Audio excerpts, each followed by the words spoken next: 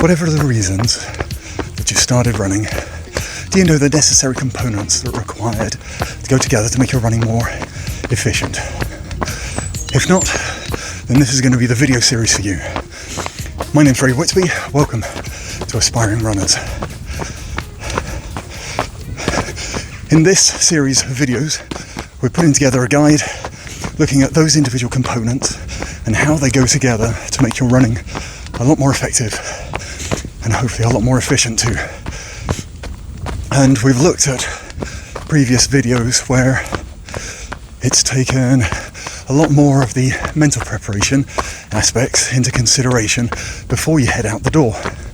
And these have been vitally important so that you actually approach the running with the right frame of mind, with the right attitude. And for this set of videos, for this series, we've broken it down into a number of different aspects to look at. So it'd be things like the warm-up routines that you use before you head out on a run, and how significant it is to ensure that you are properly warmed up and limbered up. It would be looking at posture and making sure that everything is in working alignment, making sure that your head position, your shoulders, your back, your hips, and your running gait are always considered in terms of putting it together to give you more of an effective running form. We'll look at cadence, so we're applying the running form and looking at your footfalls and how often they occur each minute. What is the target numbers that you should be looking at, and at what different paces. Pace running overall is another thing that really needs to be focused on in terms of not trying to assess it retrospectively, but understand what it is whilst you're running. How do you get that live feedback? How do you assess the data on the run? And even for a beginner, it can be very, very useful so that you're not tiring yourself out quickly, but you find more consistency in your running. Breathing, of course, like I'm somewhat struggling talking and running at the same time whilst holding this camera set up. But breathing, vitally important. It's more than just the in and out, but it's how do you use your diaphragm in the best place to take in all that air. Then it'll be looking at mental discipline and having the right focus, the right kind of can-do attitude without setting yourself up for failure. Other points we'll be looking at core workouts, so you're strengthening not just your legs but your entire system, that will help make your running that much stronger and hopefully injury-free. Then we'll be looking at running fatigue. So if we assume that we've got all the previous steps in place, are we tiring ourselves out because we're pushing too hard? When do we recognise the signals that we need to slow down and take it easy, back off? But equally, when we can at least push ourselves to try and break the envelope. And with all that combined together, then we should be able to target very effectively a training plan, whether it's an app or you've downloaded some guide, you read it in a book, taken something off the internet. What is the best way of looking at a running strategy?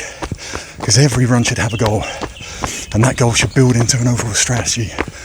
But the strategy itself has to be working for you, and there's no point taking a running strategy devised by somebody who is an Olympian that has remarkable genetic potential and falling foul in the very first day.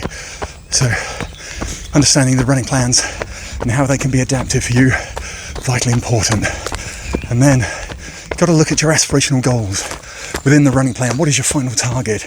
How are you going to get there? I think combined with that last step, you should also be looking at how to reward yourself for the job well done. That if you spend weeks, if not months, maybe even years preparing, what is your goal? What is your reward for achieving that goal? And hopefully have a major incentive by thinking of that reward, just to help encourage you, to push you, whatever it may be, new watch, new running shoes. And when we combine that all together, hopefully then you'll be ready as a beginner runner to be pushing yourself that little bit farther, extending those aspirational targets. So hopefully within this series, as we issue the videos, you'll be able to practice one of these elements in at least one of the runs per week within your running program, if not more. And then with that practice of just going out to target one of those elements, ultimately they'll combine together and give you the fine-tuning that you'll be looking for. And it's great for beginners, very, very helpful, but even as a 2-year veteran, supposedly, taking running more seriously, it's actually been very useful to go back through some of those basics. We easily let things slip, and then we wonder why we're really struggling to maintain performance, or why there are so many injuries occurring. So with all that said and done, please, if you're going to find these useful, click on subscribe, hit that bell notification, then you'll be notified immediately as these videos are released. So thank you for joining me. Catch you next time on Aspiring Runners. Take care.